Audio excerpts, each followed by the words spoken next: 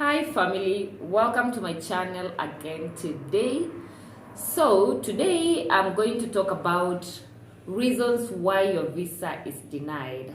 And before I got there, I got disappointed yesterday with some question that came up after my video. Someone inboxed me and she was asking me to if you can forge documents like bank statements, workplace.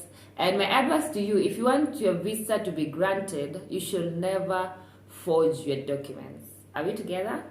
So let's move on to our today's topic. It's reasons why your visa is denied. So one of the main reasons why your visa might be denied is maybe that day the agent that is interviewing you just woke up in a bad mood.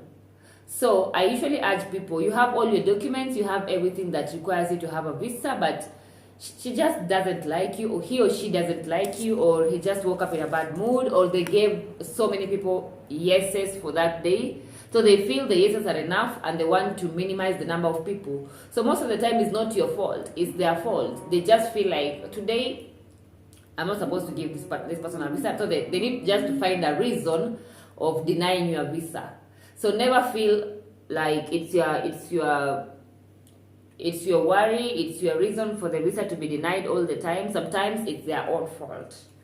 Next, why can your visa be denied is when you might be missing all the documents. Some of us, you go to the embassy for the interview, you've not gone through the enough process, you've not researched, you've not been advised well, then you go there with less documents. Of course, it's either they'll send you home to get documents, or sometimes when you find someone who is tired, they'll just deny your visa because they think you do not have enough documents.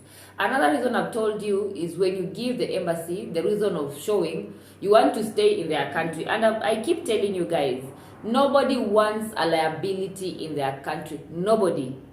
They want you to go improve the economy or get skills to bring back to your country, especially third world countries. They want you to get skills to bring back. So if you give the visa officer a reason of you not coming back, for instance, you get excited and say you're going to stay there for G, or you do not provide enough documents to prove that you're going to come back, or enough reasons, definitely that will be a big no to you.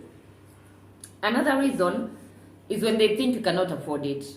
That's why some of you come to my inbox, you say you want a tourist visa, and I tell you they're going to check your bank account, and you get mad.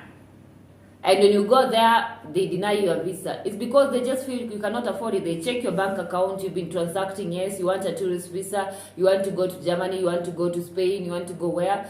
Whichever country you want to go, whichever destination you want to go, and they check your account, the account is not sufficient to sustain you in that country.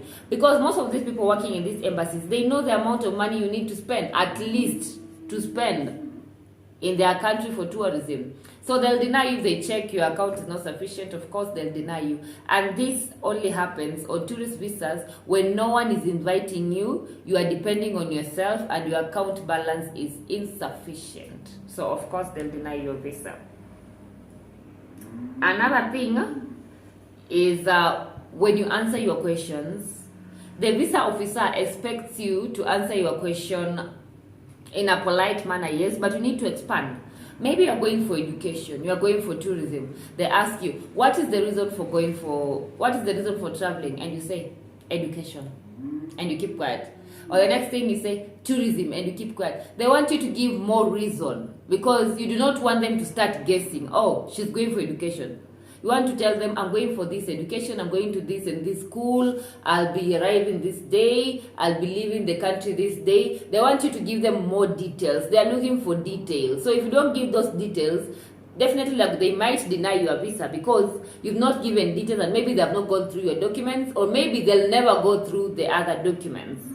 So you need to give reasons because sometimes face-to-face interaction matters during your visa. Another thing is they check your social media accounts, especially Schengen countries.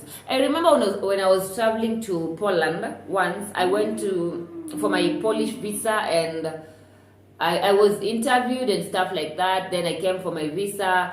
Then when I was coming back to report to the embassy, which is important. When you get your visa, please report back to the embassy on your way back. Most of the embassies, they want you to report and say you came back. That is beneficial. So when I went to report back to the embassy, the person who interviewed me, the visa officer there, said, "Oh, I saw your pictures online, they were nice."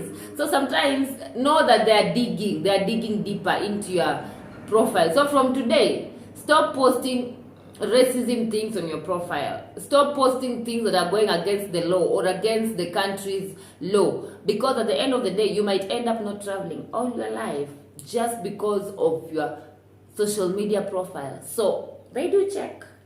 That's one thing you guys don't know, but they check. Another thing that they might deny you a visa is maybe if you have a criminal record that you've not finished. Your fingerprints were taken before or something, and maybe they've already dug in that information, because most of these embassies, they have their own lawyers. So maybe they might find a reason to dig in your life, to dig in your past, or to dig in your company where you work, and they find that you have this criminal record. So of course they'll not give you that visa. So you need to look into your character before applying for the visa. And if you've had any criminal record before, please do get, after you finish with that, you sorted that out, please do get a document from police that shows certificate of good conduct in Kenya, in our Kenyan system, to show that you are good with the authorities. So that way they'll give you a visa. Another thing that might make you lose your visa is when you've been given a visa before, you've been granted a visa before, then you went to that country, overstayed, or you went to that country and got deported. Of course, these things are documented. They are sending green lights all over, not green lights, this time around they are sending red lights. So when these red lights are going to go around, of course, your visa is not going to be granted. So from today, please learn to go through all your documents before any visa interview. Learn to consult. I'm available, my company is available. Mostly we do it online here. Learn to consult, my number is available. Learn to consult before your visa interview. Learn to go through, and in case you're missing a visa, in case you get denied, sometimes know that it's not your fault. You've tried your best. It's the fault of the visa interviewer, or is the fault of any other thing, but not your fault. So please, from today, feel free to apply your visa. You deserve it. If you have anything, any other question, comment down below. And please subscribe on this channel for more of such videos. Thank you.